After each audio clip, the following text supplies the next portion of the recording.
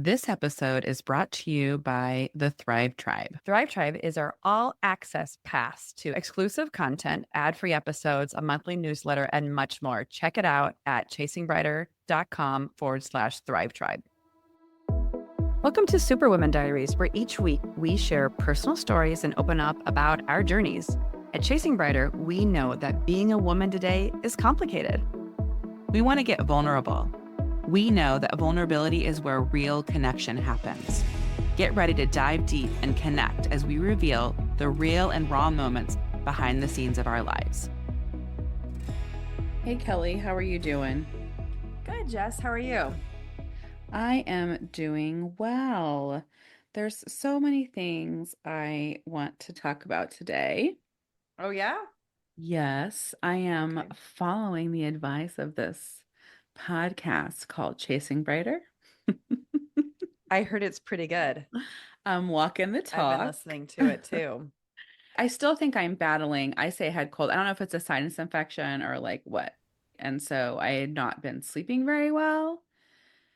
And I know we've been talking a lot about, or I've been talking a lot about my inability to rest and relax. And so I thought, oh, I didn't do very much over the break, and I'm like binge watching shows, which I don't normally do. And that's my way of not producing. What I found was that I think that's the reason I don't watch a lot of TV. It really impacts my sleep. Like I'm solving everyone's problems, or I become a character in the show in my dreams and I wake up all the time. And so sitting around and watching TV, I was like checking that out because I have an issue with sitting and I've decided that's not for me. What kind of shows are you watching? I don't I like feel to like. watch dramas or cliffhangers or and things that are intense because I know that I do like to watch them, but I know that will impact my sleep. I watched Bridgerton. We watched what else did I watch that was bothering me? There's a show. I don't know, whatever. Bridgerton bothers you? No, it doesn't bother. I'm saying like then I'm Okay. a character, then I'm like a character Like in you Bridgerton, or become I'm more solving people, consumed, or like all I don't, consumed. all I'm saying is that it impacts my sleep. So I caught Okay. it. I stopped it. I noticed that I was going back to old habits of if I don't like a book, I'm forcing myself to read it anyway. And so then I wasn't reading before bed because I was like, oh, I don't want to like this book is I'm like trudging through the book. Yeah, So yeah. I looked up, Justin got me another subscription for Book of the Month Mm-hmm. for this year. And I looked up those books because I have a lot of memberships to access books across the world, across various things. So I get one Book of the Month pick. I try to pick the one that's not out yet that no one else has access to. And then I look at the other titles and see if I can get the titles on Kindle Unlimited, if I can get the titles on Libby, if I can use my Audible credits for them. So I went through, I refreshed all of these books for my Kindle, and I went back to reading before bed, and immediately I just sleep so much better. And because I don't watch TV right before bed, reading really helps me shift my mind. I shift it, I just focus, get so with a book, my eyes get tired, I fall asleep, I sleep well. Just noticing and troubleshooting for myself, as we're always talking about, right? Life's a journey, and it's just learning for me what works. And so for me, reading before bed helped my sleep. The other thing is I was having headaches, and Kelly and I both have an Alpha-Stim device. So Alpha-Stim is cranial electrotherapeutic stimulation. In the United States, I have an aid that is for anxiety, insomnia, and depression. And in the United States, you have to have an order from a licensed clinician to get an aid. If you're outside the country, it's over the counter everywhere else. Kelly and I each have the M device, which also treats pain. But anyway, so I started clipping up regularly to help with my trouble sleeping and my anxiety, and also helps with headaches. And then I started listening to the daily meditation that you and I have, Kelly, Yes. which has Yes. inspired me. I will be creating a daily meditation, and that will be for our Thrive Tribe, which is our subscription service. For $7.99 a month, you get access to our newsletter, bonus episodes, ad-free episodes, and I will be adding in a meditation and listening to the meditation and clipping up, just doing all of those things instead of like passively not thriving. Does that make sense? Yeah, it does. And I think it's great because you're putting your sleep hygiene in the forefront and Yeah. having adopting all of these different habits to support that, which is really Yeah. great.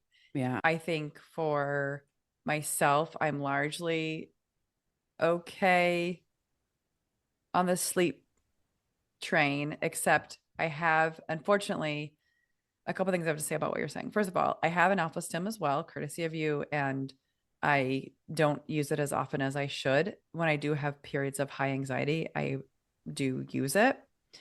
I've been sleeping okay, but my issue has been the waking up for Wes, who has baseball training at 6 a.m.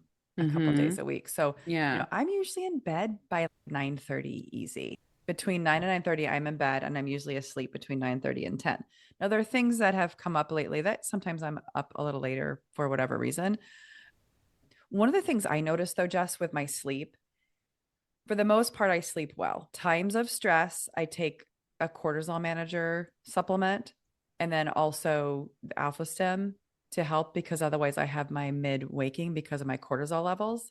So I just want to say I take a cortisol manager every single day. And then when there's high stress, I double You take dose. And two. I've been doing that as well. I've I been take taking two two. every They're single like day horse right now. pills at I this know they point. They're are, so big. but they Oh. help manage the cortisol. And it's one of Mm-hmm. those where you can't take them once. You need to, it's a maintenance. You need to take them for a good several days before you start to see the sleep benefits, I feel like. Mm-hmm. But the other thing I was going to say though is if I am on my phone, so if I'm usually shopping, grocery shopping, shopping for something for a person in my household, if I'm doing that for more than like a couple minutes before bed, and I'm talking about an hour before bed that I need to shut my phone off. If I don't, it will significantly disrupt my sleep. And I Yeah. know we know that screens disrupt the production of melatonin Mm-hmm. and they inhibit our sleep from listening to Dr. Matthew Walker in his Yep. book. Yep. But it's amazing how much it just really does screw up your sleep. The other thing I was actually going to say, in parallel to what you were talking about with headaches, is Beckett has been on his screen a lot over Christmas break and he was getting headaches. And the boys got these free, like blue blocker glasses, Mm-hmm. like Mm-hmm. screen glasses Yeah. a couple years ago. And I have been making him wear those when Yeah. he's on his iPad and his headaches have gone away. Like it's the eye strain that Yeah, is it's so impacting funny. him. So I had someone in my life that was like, "Oh, my eye doctor," or they read it, or someone said that they don't work and it's stupid.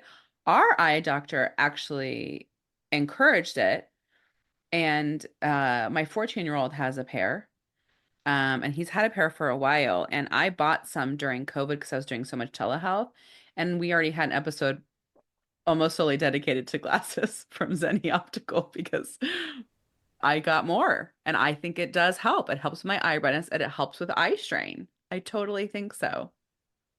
I believe I in them. love, yes, and I do love Zenni, and I'm going to buy I just want to get a pair that I can wear with my contacts. I have Brian on to Zenni. He was looking, Yeah. and then we were like measuring stuff and he was trying stuff out because I have so many frames. He can try my frames on to see the different Yeah. sizes too. And also, listeners, just know we are not supported, sponsored, or connected to Zenni in any way. This is just No, we are personal not. experience that we're obsessed. But the big tortoiseshell ones I got, I went to order those for Gabby and the pupillary distance, because they're like giant. So I need to remeasure her pupillary distance and find another pair because they're too, like for actual glasses, it says it won't work with her prescription. Yes. But Yeah, that's what Brian's challenge is finding ones. The other part too is I was like, your face is bigger. And he was like, what do you mean? And I was like, all the things that I've bought there are like size medium. And so he tried mm, on my like aviators, my gold yeah. rims, and they were like really small. I I realize like have a that giant, like everyone's face is different. Mine is very big. I have to have big glasses and a big his wide face. like I don't know if it would be the same though, because you have still like a feminine kind of face in some way where like his Oh, the in some glasses way. look Thank smaller. His glasses look smaller you. I than think, but on it's his so funny face. because I don't think it has to do with like weight or size, but like Justin's head is literally bigger than mine. Like with hats, I can't wear. He wears Yeah. fitted hats. I Yeah. can't wear his Yes, hats. that's my point is you However, for glasses, he has like smaller glasses than I would wear. So it's all interesting how it's all like proportional and whatnot. yes. But yeah, so blue lights for people. And I also think though, I don't think that means, oh, just put on blue light blockers and be on screens before bed. I think Oh yeah, it's just 100%. a Yeah, yeah. reminder to clean up your sleep hygiene. And I know I work with so many people, and I talked about this before, but just anecdotally, the first thing I always address with my clients is sleep. And then we went down the rabbit hole of the interviews with Dr. Pediatia on his podcast, A Drive with Dr. Matthew Walker. And then we read Dr. Matthew's book. And if you're interested, season one, we have 2 episodes dedicated to Dr. Matthew Walker's book, Why We Sleep, which is a great book. But basically, sleep solves almost everything. And so if you are struggling, and it's so great to be able to get good sleep again. I just think it's like my mood, my energy levels, and then just recognizing again, I'm trying to figure out that balance of resting and self-care versus producing and always working. And so just trying to like continue to figure that out because I am working really hard on that message that I am not worthy unless I am achieving. Really working on that Mm. one this year. We follow Rants and Big Pants with Nina Ambrose, and she talks about midlife, fashion, beauty, menopause. She's a digital creator, and it's with Nina and Tosh. Okay. And they had a talk about Manjaro, right? And Tosh is taking it. And so they talk a lot about being midlife, mid-size, fashion when you're curvier, but then Tosh is on Manjaro. And so they had a really great reel on it, just talking about it. And so Nina was saying, I would love to be one size lower, but I'm not going to hate myself on that journey. And so what I'm talking about is the space that is not allowed. It's like you're either anti diet culture and loving your body, right? Or you're part of diet culture.